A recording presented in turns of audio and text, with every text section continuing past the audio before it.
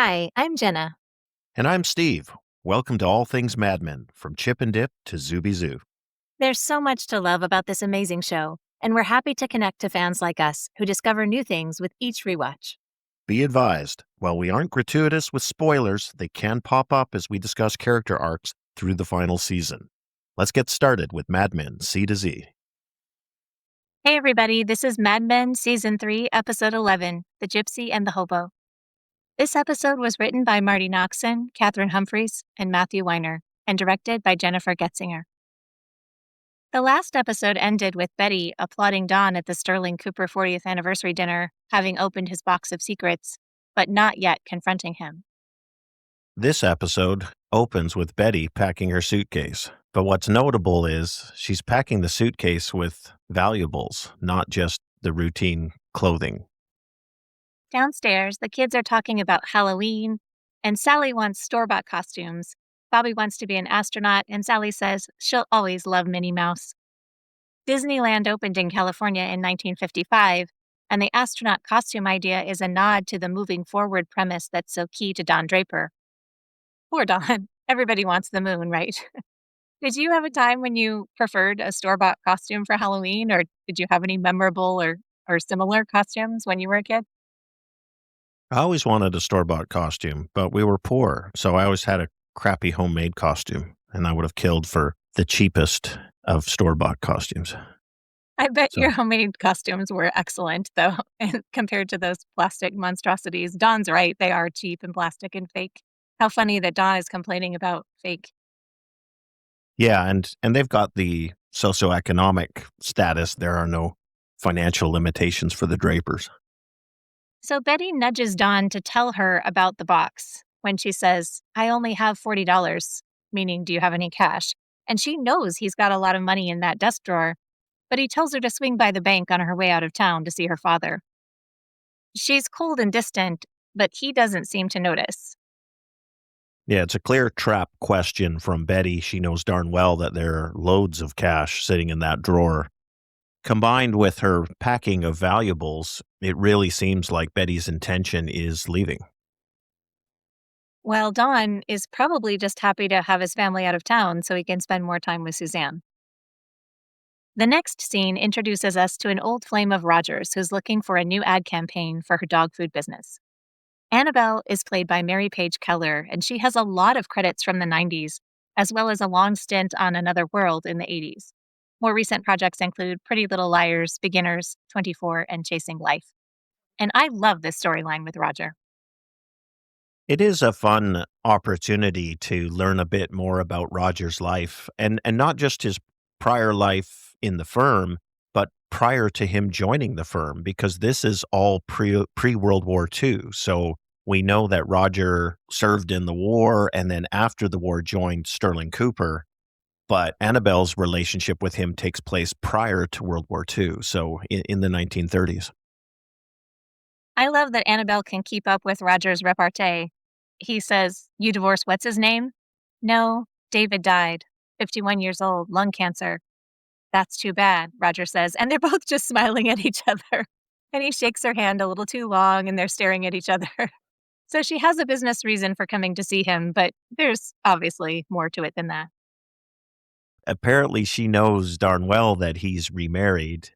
As they sort of walk through the comments, it's not clear until she says, I heard she's a teenager, that she knows darn well. And this is all leading up to a shot on her part, alluding to Roger's age and that he would have no business being with someone so young. So her business reason for being there is that her father's will left the company to her, and she runs Caldecott Farms. They're having a PR crisis followed by disastrous sales, she says. There was an expose, and this movie that Bert brings up, The Misfits, which was a 1961 star-studded cowboy film written by Arthur Miller, starring Clark Gable, Marilyn Monroe, Eli Wallach, and Montgomery Clift, about wrangling wild horses for dog food. And this movie is part of why Annabelle's dog food company has a PR problem, and another great reinforcement of how Mad Men's protagonist is also a man out of place, this Misfits connection, of course. And as they talk, Annabelle is really smart about her business. She says, people eat cow, but they call it beef. There's no other word for horse meat, so maybe you could invent one that would help with the perception problem. And then she says people around the world eat horse meat, that she's eaten it, and Dawn offers, I've eaten it. And Roger looks over at him, surprised. Wealthy Roger, who can steal a housewife's steak right out from under her if he wants to, has not tried horse meat. And just to circle back on the Misfits for a second, too, sort of a cultural totem in a way, because it's the last film of Marilyn Monroe. I believe it's the last film of Clark Gable. And at this point in his career, Montgomery Clift was past his prime. He had been in the car accident and injured severely. So you've got these huge A-list stars in their twilight. So it just all ties in so perfectly to this deterioration, the inevitability of decline. And the Misfits really has come to symbolize that decline of, say, the golden age of Hollywood. And this detail about Dawn having tried horse meat, I think, is such a great one in a sea of them because there are all these ways that Dawn does not fit in as a wealthy ad guy. As much as he is an asset to the company, he's not like them. His background is light years away from Roger and Pete. And I love that the writers don't make it easy for Dawn. Every day he's navigating a different cultural language than the one he was raised with, and he has to hide that it's new to him. I do feel like the writing makes it a little too easy for Don to fit in. I believe his socioeconomic background would be much more of an obstacle to him transitioning from Dick Whitman to Don Draper. In this scene, when Don mentions he has eaten horse meat, Roger noting it, as viewers, obviously, we would expect that through the depression and the hard times and Don's, very impoverished upbringing, he's probably eaten horse meat, many, many times. I do find it interesting that someone like Roger, who probably knows as much as anybody, and he has no real appreciation of exactly where Don Draper's coming from. Nor does Betty, his wife. But we'll get to that. Bert makes a comment about how people spend more on dog food than baby food. I tried to find some figures about that. According to the Bureau of Economic Analysis, Americans spent $186 billion on their pets in 2023, which is more than they spent on childcare. But I couldn't find a dog food, baby food lineup. I would just say that back in 1963, there were a lot more children relative to the population than there are today. So perhaps the numbers are skewed. Although with growing affluence and spending habits, who knows, how that offsets the demographic decline of young people as a percentage of the population. We see Annabelle here, it's very reminiscent to me of Rachel. She's running this company now and playing a central role, but she seems to have a lot of agency here, and she's very much knows what she wants. She's laying out an objective for them, and she's shopping the business and makes it clear, like, she's not just giving this to Sterling Cooper because Roger's an ex-flame. She's giving them the opportunity to win her business if they can solve this pretty serious problem she has. Yeah, so as Roger and Annabelle are walking out of the meeting, I felt like this banter between Annabelle and Roger was like the shorthand between Joan and Roger, but flipped. So Roger is defending his relationship with Jane to Annabelle the way that Joan defended hers with Greg to Roger. And the defense is presented to a person with a lot of background knowledge and willingness to flirt. So it was funny to me to see Roger flipped a little bit here. She says, "You're married, aren't you?" "Yes." "Still or again?" "You know it's again." "Probably too jealous to let you have a business dinner with me." These are all lines that we could imagine Roger saying to Joan. But instead, Annabelle is pressing him for it. I like that observation of the flipping because that's so true. And it's also true in terms of Annabelle's flippant attitude towards it. It's not in a respectful way. It's in that flippant Roger way, exactly the way he would poke and prod at Joan, saying, hey, indulge me despite this other encumbrance you've acquired. Yeah, the roles are totally flipped here. And it is amusing to see Roger on his back foot for a change. In our next scene, Dawn shows up at Suzanne's and she comes back with groceries. She wants to cook a recipe like she had in Little Italy, And then she gets sad that she can't take him out to a restaurant or go anywhere in public with him. He wants her on the side in a useful box, and she's starting to want more than that. So she speaks the truth to him. She says, I look at your life, and even if I remove myself, I see a man who is not happy. Shocker. He goes, I'm happy now. And he moves toward her because that's going to solve everything. And it's really the wrong thing to say to her because she immediately gets rather cold and distant. Where do you think that frustration comes from in Suzanne? What's going through her mind? Well, she always knew that this was the case. I don't know if it's real love. I don't know if they've really fallen in love with each other, but they certainly have enjoyed the romance of it. Their relationship seems very cliche. Of course, they're always going to bump into this problem. Their relationship can't grow beyond where it is unless he blows up everything with Betty. Let's put a pin in that for just a minute, though.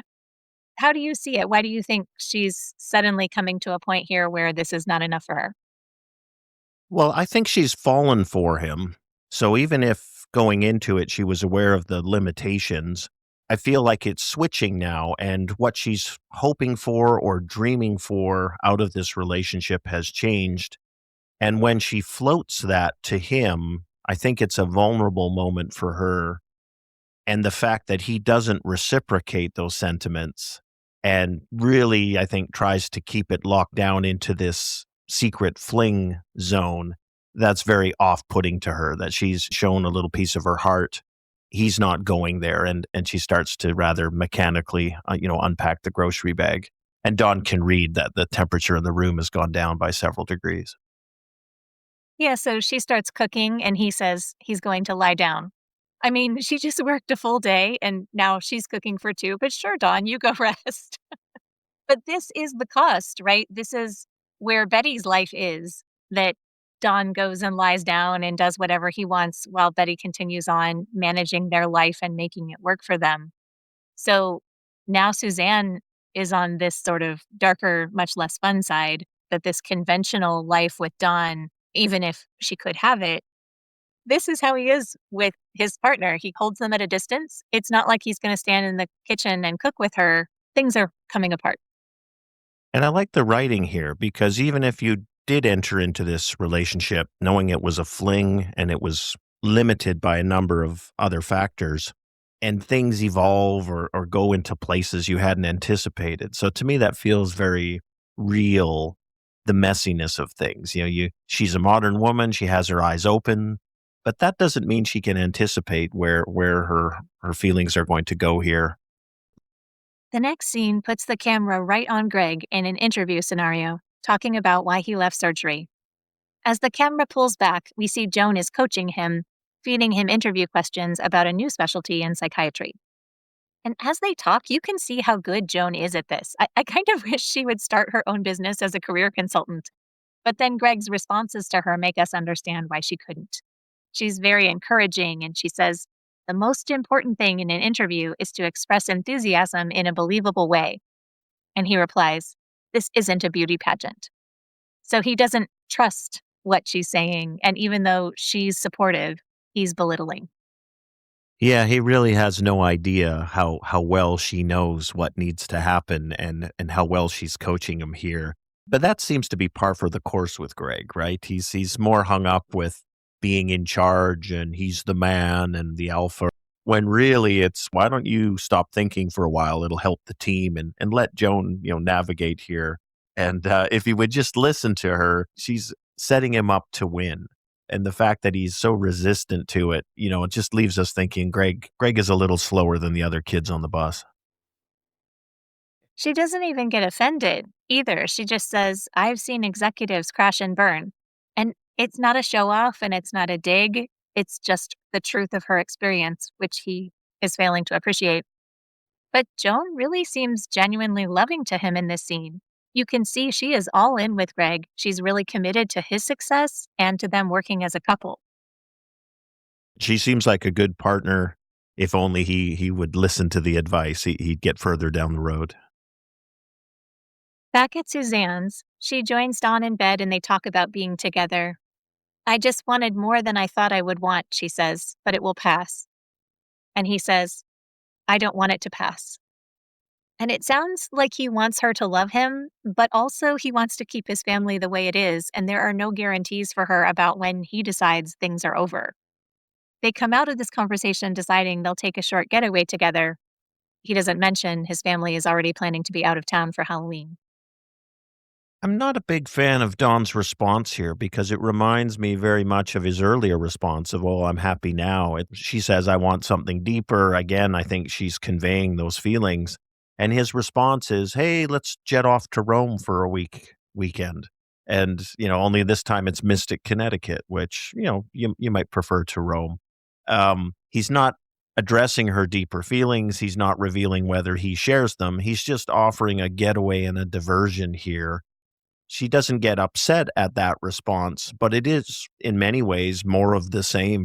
And I'm left wondering here, does he feel any deeper feelings, or does he kind of like this setup the way it is and this is optimal for him and he has no appetite for it to go further? I had that same comparison in my notes too, that Betty and Don went to Italy to try to save their marriage, and Suzanne and Don are going to Norwich to save their affair, I guess. And I agree. I think this works for Don. But it's already so sad between them. The cycle burned through pretty quickly. I think they first slept together in September or maybe late August, and Halloween is coming up this week. So they've really quickly gone through the throes of first love and passion and I'll do anything for you. I'll drive your brother to his job 3.5 hours away or whatever it is. And now here they are already looking at the end stretch because things can't continue like this. She's clearly unhappy. I don't know for Suzanne how many flings like this she's had, but it feels to me in some of her earlier comments as they were sort of flirting and she was fending him off a bit, this is not her first go around either. So I do get the sense that her sadness and lament here is really wishing this could go somewhere else, but also realistically, pragmatically speaking, she knows there are so many obstacles and blockers to that ever happening. The next day, Roger is in his office with his golf clubs when he gets a call from Joan. He's pleased to hear from her, but he says, oh, it's lucky he answered because Ginger isn't in. Joan already knows that. She goes, Ginger has a hair appointment the last Tuesday of every month, she tells him, which Roger has never noticed, even though Ginger has been his secretary for at least 3 years. So Joan manages him completely. He's happy to chat, and you can see throughout the call, she's a little bit flirty, she's polite, she's not too desperate, not too personal, even though it must be very difficult for her to have to ask, can you help me finding some work? I think that's the hurdle she has to jump here. I don't think she wants to ask for help, but she's also pragmatic about it and realizes that she needs help and he would be a great potential source of it. So she swallows her pride and does what needs to be done in order to get to destination. And I think this is a good example of Joan's dedication to getting whatever it is she needs to get to. Oh, Greg's pursuing his love and we just want to sort of tidy up our finances while we're waiting for that ship to come in. I don't get the sense that Roger sees through that at all, but Joan is certainly wary and trying to put up a brave face here. So naturally, Roger invites Joan back to Sterling Cooper. He'd be happy to have her there. And she says a secretary makes less money than if she were working in a department store, which she is, or has been anyway. So even though I think she does miss Sterling Cooper, she wants to demand a higher salary for herself in her next position. Pragmatic is a great word to describe her position because she's negotiating for something better for herself financially here. And I love her little tease there where she says at the end of it, "Look at you figuring things out for yourself." And Roger takes it with good humor, and you really feel the warmness between the two of them. He says, I'm so glad you called me. And she says, I'm sorry it was for a favor. And he says, you want to be on some people's minds, some people you don't. I think he will always have feelings for Joan. I really do. Yeah, I agree, and I think she has feelings for him as well. Next, we see Betty. She and William are at their father's house with the lawyer. They're getting ready to sell the house, and there's some friction over William wanting it, but not having the cash to buy Betty's half from her. After a bit, Betty arranges to speak with the lawyer in private. She sits behind the desk in the power chair. Her father's upper right hand drawer, that drawer that was always locked in Don's office, is open. Betty tells her family lawyer what she knows about Don, that he's been married before, he bought his ex wife a house, and he's not using his real name. He asks if she can prove adultery, and she considers. Maybe. This is one of those time capsules that I feel as a modern viewer, it's hard to appreciate just how limited the options were for a woman seeking a divorce in 1963 in New York State. In the absence of proving adultery, Betty really doesn't have a leg to stand on unless he agrees to the divorce. And then in terms of the settlement, there's not really an established case law to ensure that she would get her fair share of assets. So because he's the breadwinner, he would have all the power. Probably the lament we hear the most now is from the man claiming that he didn't get a fair shake and that too much was taken and all the rest of it. Back at this time, Betty's options are limited. And this leads Milton to tell her that if there's any chance of reconciling or any chance of just putting up and tolerating this, that she should do so. And he sort of checks on, are you afraid of him? Is he still a good provider? And when those boxes are ticked, you can really tell he's inclined to tell her to stay with him. And he even points out that this would be the advice he would give his own daughter in this circumstance. It feels like a callback to her family doctor when he said, "Go home and tell your friends about your pregnancy, and you'll get excited about it, and you'll see it'll be fine." And it's not that what he's saying is untrue. And it is incredible that she has no financial security if she decides to leave him, given all the things about Don. Yes, she won't get any money in the divorce. It won't be enough to buy William's half of the house, and Don can take the children, the lawyer says. And in a huge truth call out, Betty doesn't say, "Oh, that's so unfair," but she does say, "It's a lie so big, Milton. Saying it out loud to you, it's the first time I'm realizing it's true." This is important. The lie matters to her. He stacked a house of cards and she thought she had a solid foundation. And we know she can't trust him because of the infidelity. And you have to know she suspects a lot more than just Bobby Barrett. And now here is another gigantic reason not to trust him. She has to know that a lot of men cheat, I think. It's not that she wants to be the wife of somebody who cheats, but at least that's a known fear. But this other lie, it's not just a name change. It's not just a label on a can. It's whether his actual identity is fixed. If who he is with her is who he really is. And she doesn't even know that. And she's married to him. Yeah, I think it's the emotional betrayal here of that lie, which is interesting because we are so cognizant of his sexual infidelity. Yet, what seems to be the backbreaker is the emotional betrayal of this person that's supposed to be your partner in life. You're supposed to know everything about each other. And not only does she not know about this prior life, but there's all these other aspects attached with it, like the divorce, like the purchase of the home. You can really see that that is something that's insurmountable in a way that it feels like the sexual infidelity throughout most of the 3 seasons we've watched them so far. They almost seem to have a working arrangement in it. And at times she agrees not to look and he agrees to be discreet. And then they can pretend that it's not an issue and it doesn't intrude. With her discovery of the box, it feels like there's something lodged in her brain that she can't look past it. She can't ignore it. And this is the immovable object. Well, and there was the emotional betrayal of the psychiatrist, too, that he was calling the psychiatrist who was willingly telling him everything that she said in confidence. So there's so much distrust between them. It's very difficult to ever look at that man and be okay about whatever it was that he's telling you. For viewers, it's that way for a long time for Betty. How are you believing this? Or how are you coming to this peace with this or this agreement? This piece of it, she's right. It is a much bigger lie. And circling back to the historical context again, so it's pretty clear that in New York State in 1963, Betty has very few rights and entitlements as a woman. But I also think the larger piece there as well is you have a society and a legal system that is discouraging divorce. And the way it's discouraging it is on the backs of the female partners who are beholden to their husbands as the provider You've got this moral, ethical attempt to tell people how to live their lives that is being pushed by the state. And then you can see it manifested within the legal system in a disempowering way to these people.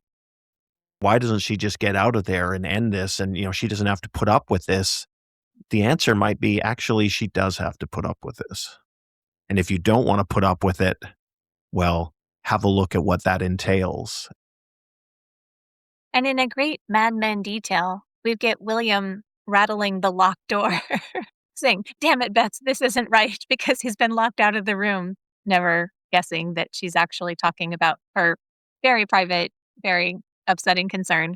And I think it is so authentic because I don't know, it seems like a lot of people after the loss of their parents and estate questions, they can be very fractious. So the fact that this is the backdrop of what Betty's dealing with, and normally that would be a huge thing of, how do I deal with my brother and navigate this?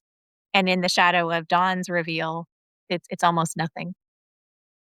Yeah, it's great comedic value here as William's focus is completely on the house and the distribution of assets from their father's estate. And Betty's grappling with something much, much bigger than this. At dinner that evening between Roger and Annabelle, Annabelle talks about her reasons for not staying with Roger. She says, "You were adrift, just spending money, walking around like a character in someone's novel, the boxing." And later they mention Hemingway.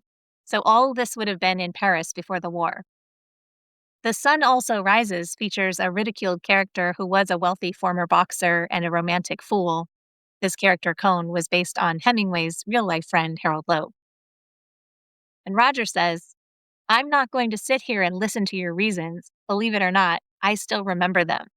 And we can see this young love from Roger's past has informed who he is. He remembers the pain that this didn't work out. And I think he continues to be a romantic and he wants to find this beautiful, problem free storybook romance. And I think we can see all the reasons that Annabelle left him are issues for Mona. Certainly, Mona, we didn't get to see this, but certainly she nagged and corrected Roger. And he never wants to be tied down with obligations. He wants to be the hero at every turn. And isn't this a fun vision of yours? Be the hero. We can really see how Roger blames Annabelle for ending that relationship. All the blame and responsibility is on her as far as Roger is concerned. And here we are decades later, and he's still got pent up anger and hurt related to this. We can feel his pain and we can see him lashing out at her. And I don't think she's unsympathetic to it as well. I think she sees and appreciates the hurt she did to him back then. Although now the shoe is on the other foot and it's her who's interested in perhaps getting closer to him and she's hitting a brick wall.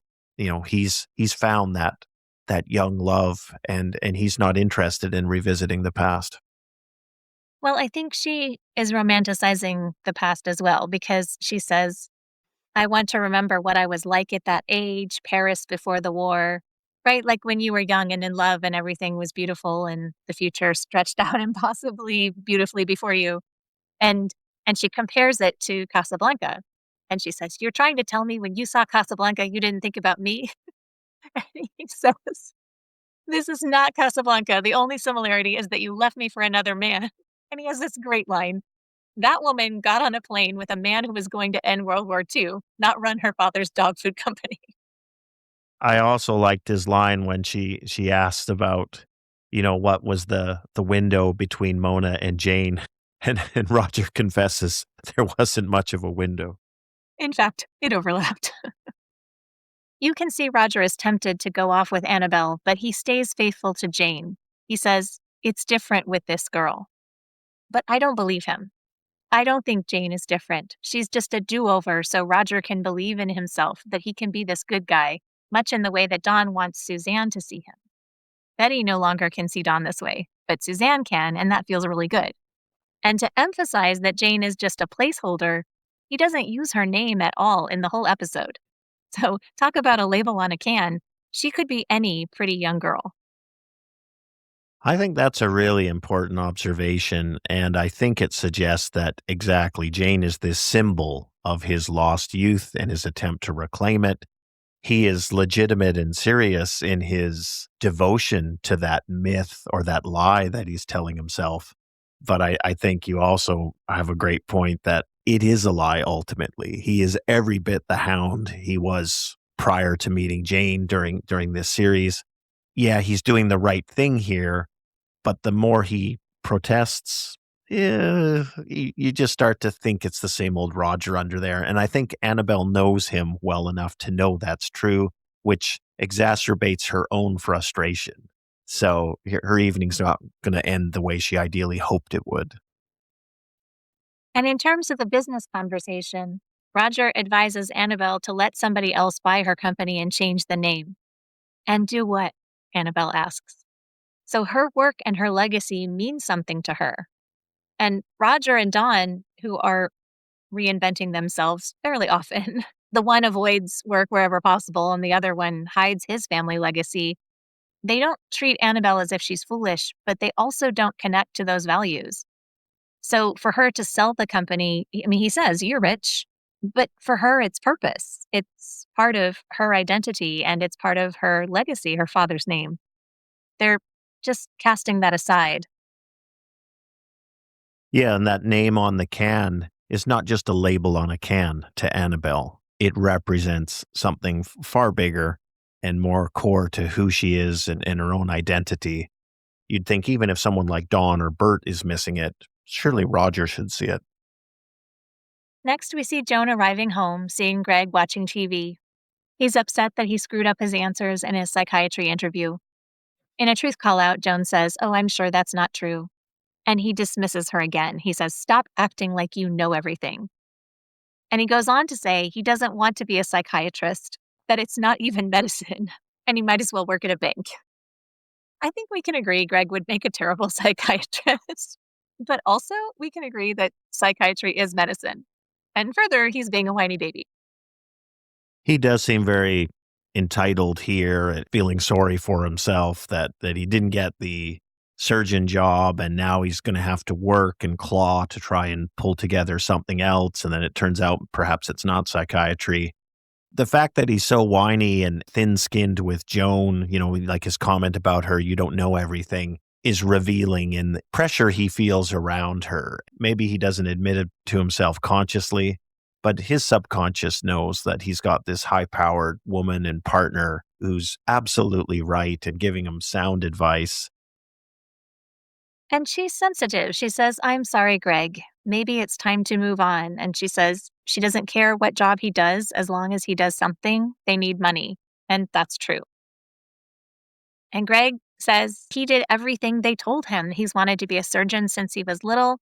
I feel like Joan has sympathy, and viewers, maybe if they can at all forgive him, you might have some sympathy here too. He's put in some work. He's not getting the reward he wants. But just when you might start to feel a little something for Greg, he turns on Joan and he says, "You don't know what it's like to want something your whole life, to plan for it and count on it and not get it." Yeah. I'm not an advocate for violence, especially a vase to the back of the head, but it might be less painful than if she said what all of us know to be true about Joan. He is not what she counted on her whole life, and she did everything they told her. It's nice to have this little reminder of Pete Campbell popping up here in this conversation. It isn't easy for anybody, Pete. And at the end of this scene, Greg, who just had his psychiatry interview, yells, "You're insane." You know that? Which is not the most professional linguistic choice. It's funny to me that she breaks the vase over his head and he takes it, but you can also see he's somewhat surprised and has no idea at what an awful thing he just said to his wife. And I don't mean to say "I told you so," but I think back to Joan in the pilot here and what she wanted, play your cards right and you'll be out of the city entirely with some rich husband. That was her dream. That was what she wanted. You look at where she is now, and she is a woman who knows how to play cards, and she's given advice to multiple people. We saw her trying to advise Peggy. We can assume she does that to other people she's worked with as well. And yet, how can she possibly find herself in this situation? And I think we can feel for her, even though simultaneously, I think we want her to dream bigger than that. And what are the implications? Let's say he had become a surgeon and now he is making big money and she is settled in the burbs living her life. Is she really going to be happy and fulfilled in that world? I tend to doubt that. There may not be the pressure and the crisis of, oh, Greg has to find another profession now. But is Joan any happier in that, sort of everything went according to plan scenario? I don't think she would be. Is she just another Betty Draper going to the Staples to pass the time, you think? Yeah, I think she might be, and with frustrations about that, because unlike Betty, where I think we could make the argument that we're not really sure what it is she does want, and maybe Betty doesn't know what she wants. I feel like Joan, with her demonstrated talents and inclinations, is a lot closer to an answer to that question, a substantive, real answer. I think Joan could go more toward Trudy, who does seem very fulfilled in her role supporting her husband and hosting charity meetings. And she seems really bought into that lifestyle. I could see Joan going that way. Maybe she is fulfilled from her social connections and power dynamics and strategizing that are involved with having dinner with the right people. Knowing what we know about her, I think we want some professional options for her instead. And of course, it's a modern take, so it's hard to get away from that.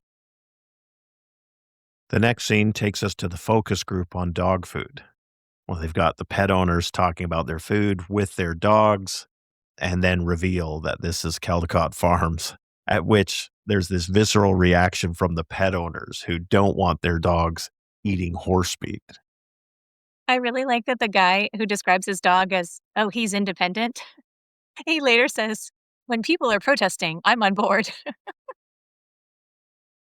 There's no clear demonstration that the name has been poisoned, and Dawn expresses that and says, look, it's a label on the can, the product is good, let's rebrand it. And as the people in the focus group get more and more upset, Don says, turn it off. And I love when Peggy, confused, goes, I can't turn it off. It's actually happening. Roger is not especially sympathetic to Annabelle. He says, look, the name is done, it's unfair, but is over. And we know this is a hot button for Annabelle. Yes, Annabelle asked Don for two things. She said, don't change the recipe and don't change the name. And he acted like that was fine. And now he's advising her to change one of her key requests. This whole performance of a focus group is for Annabelle's benefit, to show her the name won't work anymore. But it isn't what she wanted. Her legacy matters. Of course, Don Draper is the ultimate in rebranding. And the pain of changing his name exists. It isn't as easy as changing shirts. But he isn't embedded into a tradition of family. And Roger is always talking about how that's my name on the building. And Pete's father said, we gave you everything. We gave you your name. And for Annabelle to give up her legacy and for Dawn to be casual about it, it's not nothing. And I would also point out that Dawn says, look, these other agencies will be happy to take your money by adhering to your two rules. But the fact of the matter is the name is toxic. It's radioactive. That's not what Annabelle wants to hear. But I do think from a professional standpoint, it's a legitimate stance for Dawn to take here. So Annabelle says she's going to find another agency. And Roger has that moment when he says, let it go. The name is done. It's unfair, but it's over. And of course, there's an extra layer between them as he says that. Roger follows Annabelle to the break room and clears all the people out. I really love this scene. I really do. It's just not often that people are honest about important things on this show. And we saw Peggy telling Pete the truth in the season 2 finale, which was painful and tense. And I feel like this has echoes of that. And it's impressive because we've just met this character and we feel like we know their story together. And Roger could tell jokes, or he could get a hotel room with her or parade Jane in front of her. But he says something that's so true that very few people say, even though many people have been in his shoes. He says to her, you want to know if it was a great time? It was. You want to know if you broke my heart? Obviously. And she comes back with something honest and risk taking when she says, "When I was burying that man, all I thought was that I'd rather have my heart broken every day by you. You were the one." And he says, "You weren't." Do you think that's cruel or unnecessary when he says that? I think it's a cruel way of stating this truth that you can't go back and revisit this decision. You can't go home. And I think there are gentler ways he could have expressed that or commiserated with her about that truth. I think the fact that he chooses the harder way of expressing it is maybe just an example of his petty petulance here, of the hurt he suffered in the past, and he can't stop himself. So I don't think it's done with great forethought, but I think it's his pain slipping out there. What about you? I took it more the way that Peggy tells Pete, "I had your baby and I gave it away." That being clear is kind here, that there's no future in opening this door. She responds with much more dignity than Pete did to Peggy. She says, "Well, you're lucky you found her," meaning the one. Still, we don't get Jane's name anywhere. But that's the less honest part of Roger. He wants Jane to be the one, but Jane's not the one because it's really him who's the issue. He wants to be so many things and have everything without giving up anything else. And I think Mona could have been the one if he had been ready. I think it's possible Annabelle is just romanticizing their past, and all the reasons she left him would still be issues if Roger decided to be with her. But I 100% don't believe that Roger's going to find what he's looking for with Jane. So I Yeah, don't think Roger stands up for Jane because of Jane. I think Roger refuses to be with Annabelle using Jane as an excuse because Roger wants to see himself as the type of guy who's so happy with Jane. And I think that's a self delusion. no, no, and it's just the lie he's constructed that he's adhering to in the moment. Personally, in life, to me, one of the great tragedies is this notion of you can't go home, you can't go back. The pieces have moved, things have changed. To me, this whole interaction between Annabelle and Roger is so bittersweet. Back in the day, she's the one who ended it with him. And now, years later, she wants to reignite the flame, and he's not willing to indulge in that. It almost is a parallel, I think, to the name on the can of dog food, right? The name is done. You can't bring it back. You can't resurrect it. You can't save it. It's gone now. It's been washed away. Suzanne and Dawn have parked down the street from his house, and they're going 4 hours out of town together. She reaches for his face, and he glances around, conscious of the neighbors, and she slides down in the seat so she can't be seen while she waits. "He'll be right out," he says. I find it hard to believe that either one of them would be willing to park on his street. I mean, a teacher cannot go anywhere without running into a student or a parent or a coworker, and Don knows his neighbors know Betty. The relationship itself is careless, but this specific act is extra careless. It seems to me to be the most egregious example of this trying to be caught that, Matt Weiner talks about in his commentary. What are you doing? Like, this is a bad idea. So Don, who just said, "I'll be right out," goes into the house and it's dark, and he's surprised to find his family has returned home from being out of town. The kids hug him and he sees Betty and he says, "Oh, I left my hat in the car." Yeah, a hat named Suzanne. But Betty says, "Get it later. I need to talk to you." Given that his latest affair is waiting to go away with him in his car just down the street, it is pretty nervy for him to say, "What did William do now?" Because I think a piece of him has to be wondering if this conversation is about Betty finding out about Suzanne. But we kind of don't have that on our mind because we know what Betty wants to talk to Don about. And he leans in to kiss her and he tries to get away. He says, "Oh, I have a client dinner in the city." So again, he's just saying, "Oh, Betty, your needs can wait." It's pretty clear that he's trying to assert control here and push through whatever's going on with Betty so he can get on with his plans. I think one of the unique aspects of this scene is how Betty takes charge and refuses to relinquish control. And as Don attempts at various points to reassert his own control and bully or bluff her down, it all fails. She's driving the car now and he's stuck in the car going wherever she takes him. Betty leads Don into the office. We've never seen it this brightly lit, and we've never seen them in there together before. This showdown is such a long time coming. Pete Campbell and Bert Cooper know this about Don, but Betty doesn't. And Rachel knows it about Don as well because he confessed it to her. So she tells him to open the locked drawer, shows him that she has the keys, and he maintains his denial and indignation for a shockingly long time in this exchange until she says, "You know, I know what's in there." And you see his hand fall to the desk. That gesture of the hand to the desk, and I think it's holding the key. It really signifies his surrender. And it makes me think of the Balzac quote from earlier in the series that our greatest fears lie in anticipation. And surely at this moment, all Don Draper's greatest fears of his Dick Whitman background lie in the anticipation of what's about to happen. "You didn't have to look at my things," he says. And that line shows he's really hurt, but it also seems like the essence of the way he's been hurting Betty, that including her is an invasion of his privacy. But Betty keeps the pressure going. She starts with the name change, and she quickly wants to know about this Anna woman, whoever she is. "I can explain," he says. "I know you can. You're a very gifted storyteller," she says.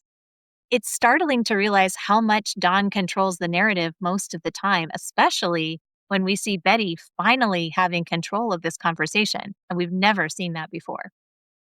And he's still obfuscating. So she says, which things? The pictures with other people's names? And he says, well, people change their names. You did, as if there's any parallel here between someone getting married and changing their legal name. You know, when you change your legal name, yeah, technically you've changed your name, but you're not changing your whole identity. It's just really you're updating the label on the jar. In Don Draper Dick Whitman's case, this is the complete abandonment of a prior identity and taking on a completely new one. So there's no parallel here. This really is more of this lying and denial and deceit rather than coming clean. Even though he's trapped and she's able to pin him to the wall on the deceit, he's continuing with these pathetic efforts to obscure what's really occurred. And January Jones and John Hamm are doing an amazing job keeping up the tension and pressure in this scene. In fact, it's so tense that until Dawn walks into the kitchen for a drink, you would be forgiven for forgetting that Suzanne is still out in the car waiting for Dawn to go away with her. And if you were feeling sorry for Suzanne about this at all, I would think about it this way. Dawn was at Suzanne's house the night that Betty found the box. So Betty never got to have this confrontation then, even though she was planning it. So when she joins him in the kitchen and she says, "Are you thinking of what to say? Or are you just looking at that door?" I don't get the sense that Don has remembered Suzanne is outside. He's really nervous. He drops his cigarette, but that's all about Betty knowing him. And it's so rare that she has his full attention because he gives it to her so sparingly, but not here. I think January Jones and John Hamm do a really nice job in this scene. Even when Don was found out, with Pete and the box and the sort of panic running to Rachel and saying to her, let's run away, we never saw him as shaken and vulnerable as he seems to be in this scene. It almost seems like Betty takes a bit of pity on him. So despite her anger, she can simultaneously see just how rocked he is and the passivity with which he's now speaking and behaving and sort of following her directions. And she tells him she'll get him the drink. It's not a side of Don Draper that we've seen in this series to any extent. He's like a lost little boy. He is like a little boy. He goes into almost a childlike state with his short answers. His explanation about his name change and his other wife goes about as well as it could. I think he's mostly factual. He leaves some things out, and it's a lie about what happened in Korea still. And he tries to rally. He says, "When would be a good time to tell you about this? On our first date, on our wedding night?" But that's just an excuse. I mean, there's no way Don never had time between their first date and their engagement to have this conversation. It was just fear. It was just the fear that kept him lying. He starts to push back, asking, "Why did you need to know?" And again, like when he said she didn't have to look through his things, him deciding she didn't need to know this. This is a huge part of the problem. It's not only the lie and the other marriage, it's his insistence that she should be happy with a piece of himself he chooses to give her. At the awards banquet in the last episode, Roger said of Betty that he knew sometimes Sterling Cooper had gotten the lion's share of Don's time and attention. And it's not that he shouldn't have anything outside of his relationship with Betty, but this is a primary relationship in his life, and she's been outside of most of what happens in it. What does it say about Don Draper's view of himself? I started with nothing. I was super poor. I built myself up into this high powered Madison Avenue advertising executive. I've got, a trophy wife, beautiful kids, lovely house. I mean, he's arrived. He's achieved the American dream, for 95% of the population, at least the external material perspective on it. Yet he's simultaneously seems to have this shame and loathing of his prior self. It's this deep, dark secret. He doesn't share it with anybody. He hasn't shared it with this woman he's been married to for over a decade. He's had 3 children with her. Still, he conceals it. Yet simultaneously, he doesn't throw away the trappings of it because there's really no need for him to keep those old pictures or whatever it is, and certainly not keep them in a place that's so readily accessible when and if the keys fall into her hands. It speaks to the psychological damage that Don Draper brings with him to the table. For all his bad conduct and bad behavior, I think he's got a very strained relationship with himself and his own perception of himself that's at the heart of his inability to share with others. Yes, we were talking earlier with Roger and Annabelle about how you can't go back, but also you can't leave home behind really ever. And I think this move forward philosophy, that's where it runs into trouble because he's carrying things with him and trying to pretend like they don't exist, and it's not healthy. Betty stays focused on getting answers and she asks about the photos and she says, "You have a family. All this time, I thought you were some football hero who hated his father."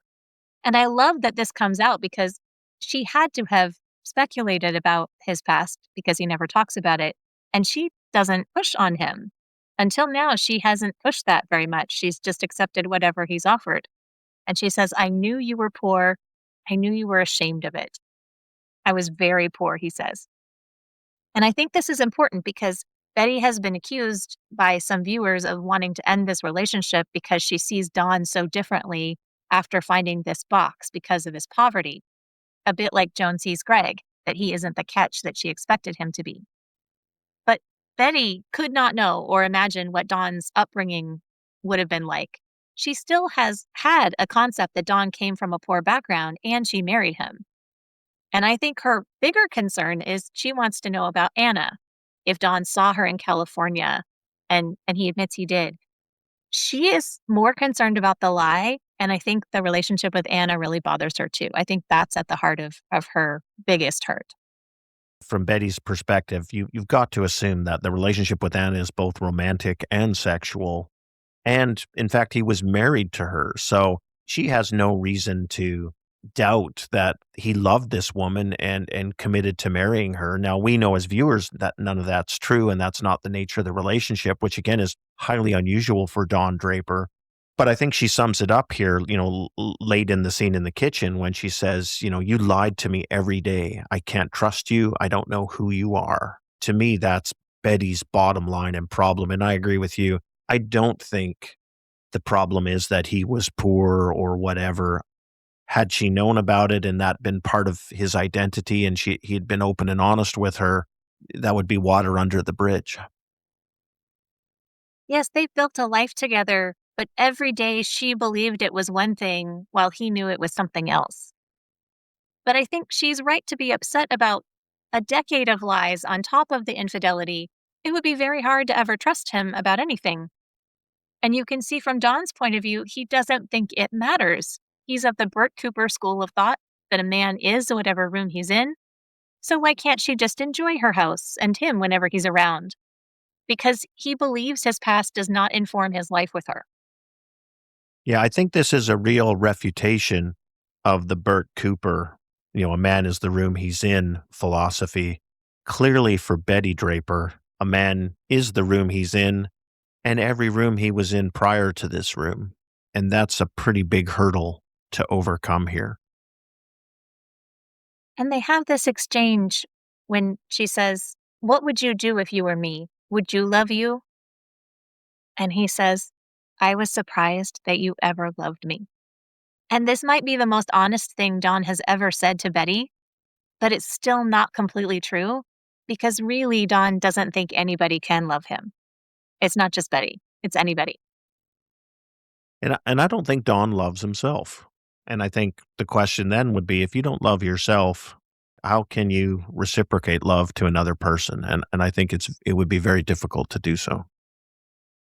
They start going through the photos, and Don tells her the truth, including the fact that his mother was a 23-year-old prostitute and that his half brother killed himself after Don turned him away. And Don starts to lie about Adam, and he catches himself and he corrects it. He says, "He came to me for help." And then he says, "He didn't even want help. He just wanted to be part of my life." And that's what Betty has wanted too. Finally, Don cries. After he corrects the fib where he says, he wanted help and I turned him away. He didn't want help. He just wanted to be part of my life. He says, and I couldn't risk all of this. And he's really on the edge of breaking down now. And you can see his shame and guilt. And I think that self-loathing isn't just for his past self. It's with his present self because he knows about his bad behavior and he knows how he failed Adam in this moment. And regardless of his origins, that failure to Adam is of our Don Draper, the Don Draper we've seen in the series, not this poor Dick Whitman, who's been abused and maltreated.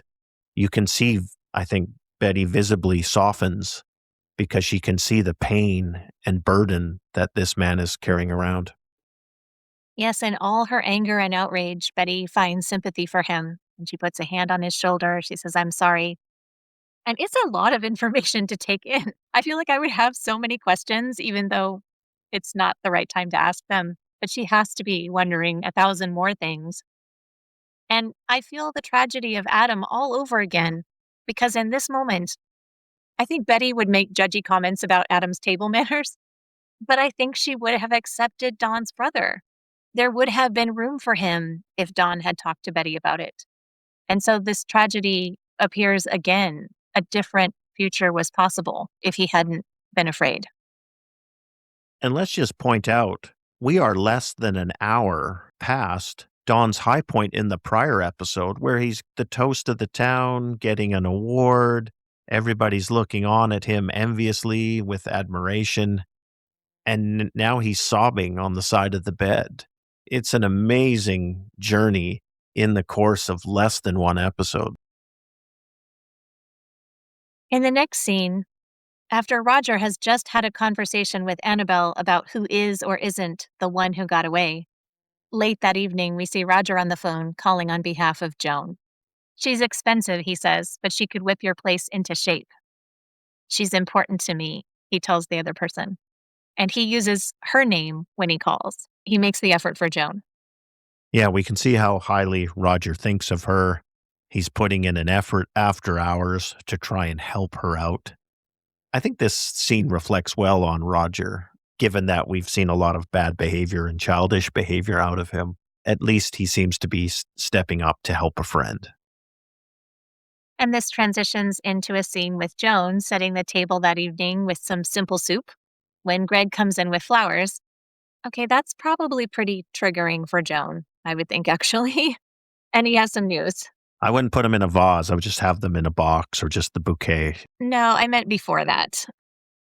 He joined the army, so now he can be a surgeon. And he's really excited about this news. He says, "You're going to be taken care of, and it will make me happy to give you everything you want. And I know I should have asked you." And I believe him that he believes that to earn her love, he needs to be in charge and to know the most and to order her around and be able to buy her things. And he doesn't understand that belittling her and failing to view her as a partner, that lack of respect is much more of a problem for their relationship. I think he's really quite blind to it, and I think he feels best about himself when he's large and in charge as the man of the house. And his whole harebrained reveal here to her just shows how inept he is at being the man of the house. It's like, what, you ran off and joined the army?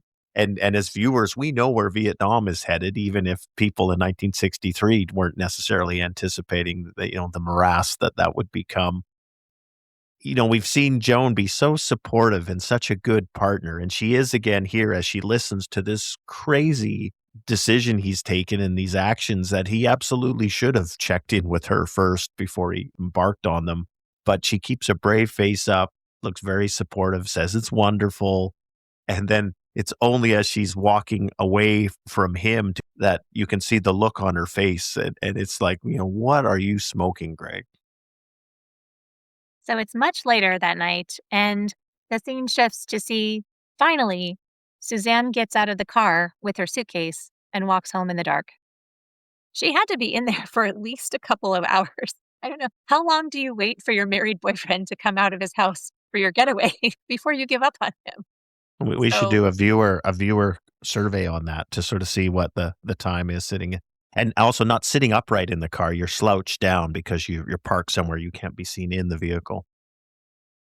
because it cuts to Don from there brushing his teeth in the bathroom right after that, and he looks in the mirror, I imagine that that is the moment that Don remembers Suzanne was in the car. I don't think he thought about her until that point.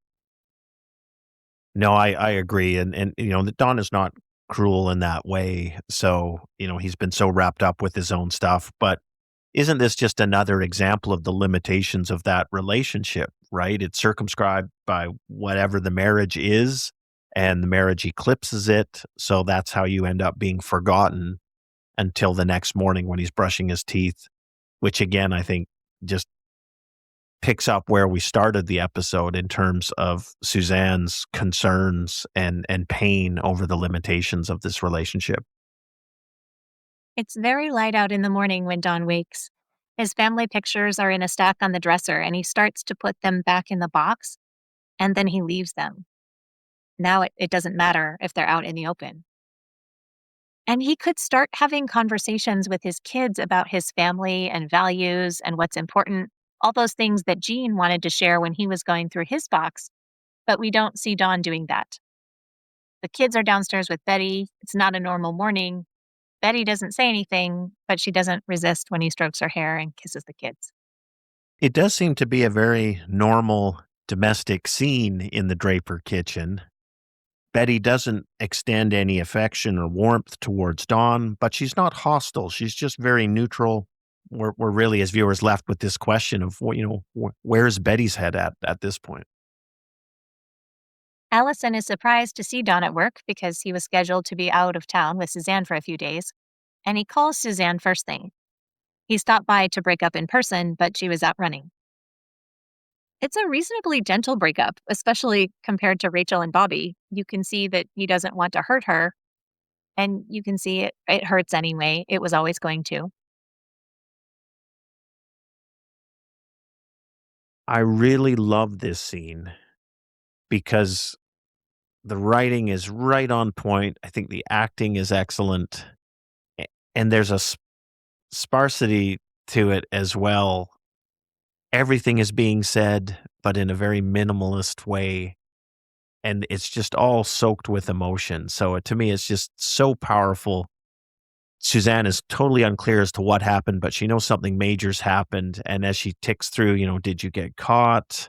And then she's like, I guess we're not going to see you anymore. And she's dreading the answer. And then even then, she's asks if he's okay, which I think just emphasizes how she is, a loving, considerate person, if not to Dawn's spouse, well, to Dawn. And it's just a heartbreaking scene, and then she's even worried about her own job, and she asks, "Do I need to worry about that?" And he says, "No." And then she needs to just get off the call because she's not gonna burden him with her pain and sense of loss, and it just makes it all the more heartbreaking. And I think that point about the job is so important because we saw the scene with Betty and the lawyer and how she didn't have economic power. If this got out, Suzanne's career in this town and maybe elsewhere would be ruined. She could not continue her employment. So the risk for her is much more significant than Dawn probably thinks about on the day to day. Because she's so quick to not inflict her pain on him, the fact that she does ask that question, you can see that this has been on her mind for the whole course of their relationship, and she entered into it anyway, even though that's a significant risk for her. And what a tragic arc, because we start the episode with Suzanne getting sucked into her love for Don Draper and starting to contemplate the possibilities and wanting more out of the relationship, to now 180 to the relationship is over. And their relationship had a lot with cars not going anywhere in the same way that they could picture going someplace with their relationship, but knowing there was never any real destination between them. Because when he first picked her up in his car, she was running. She didn't even want to drive, and he just drove her the last block home. And then when he drove her brother to his new job, he let the brother out early. And then when they left for their getaway, they never arrived at their destination. They never went toward the destination. There were possibilities for this to go someplace, but it never went anywhere. The final scene of the episode has Dawn back at home after a day at work, and the kids are in their costumes getting ready to go out for Halloween. Sally's a gypsy, Bobby's a hobo. Dawn is very cordial and pleasant to Betty. And again, it's a very normal interaction between the two of them, even though we know that there's this undercurrent information that hasn't been resolved yet. Instead of being an astronaut and Minnie Mouse, Bobby is a hobo and Sally is a gypsy, which I think is a huge nod to Dawn's past instead of the future. Betty extends a bit of an olive branch. She seems to be eating a sandwich, or maybe it's cake or something, but she passes half of it to Dawn as he comes in. The family goes trick or treating together, and they're even bringing baby Jean along. They go to Carlton and Francine's house, and Carlton hands out candies to the kids, and he notes there's a gypsy and a hobo. And then he looks up at Dawn and Betty, and his eyes make contact with Dawn's, and he says, "And who are you supposed to be?" And we end the episode with the camera on Dawn's eyes. No reaction at all from him. Yeah, we're all wondering with Betty, who are you supposed to be? The closing song is Where is Love from the 1960 West End musical Oliver by Lionel Bart. The show is based on Charles Dickens' Oliver Twist, and this song is performed when Oliver, the orphan, is thrown in jail after fighting. Dawn's line to Betty, "I was surprised you ever loved me," seems to have a special connection to this song and situation, along with the hobo reference. The lyrics say, "Must I travel far and wide till I am beside the someone who I can mean something to? Where is love?" Our listener shout out goes to Leah R. from Minneapolis. Thank you for your Spotify comment and for listening to our show. We really appreciate the follows and shares and connections with listeners, so thank you so much. That's it for this episode of All Things Mad Men, from Chip and Dip to Zooby Zoo. Visit our website, madmenctozee.com, to vote for your favorite Sterling lines and to share your opinions on our double dip questions for each episode. You can find us on Instagram and YouTube at MadmenC2Z, and please listen, like, and subscribe. That's what the podcast's for. Thanks for listening, everybody.